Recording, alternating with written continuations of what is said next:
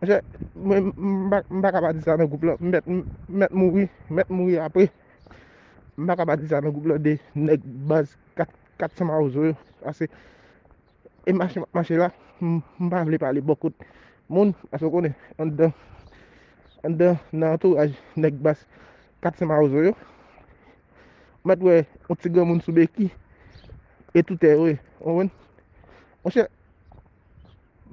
mais au kidnappé.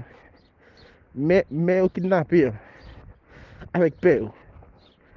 Nèg yo fait père couper mais men.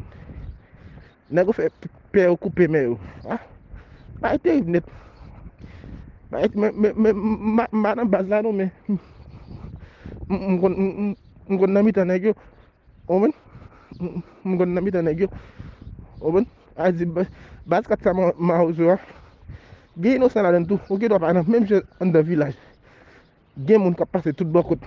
Iso tout bay ça. Omen, a di gen bandi nan quoi de bouquet c'est vrai mais gen moun qui ka fréquenter yo. Omen, mon cher,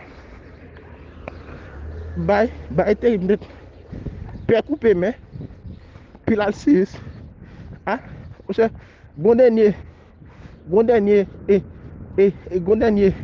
gouya nou men bay. Ah, e bay tout moun campé ap gade.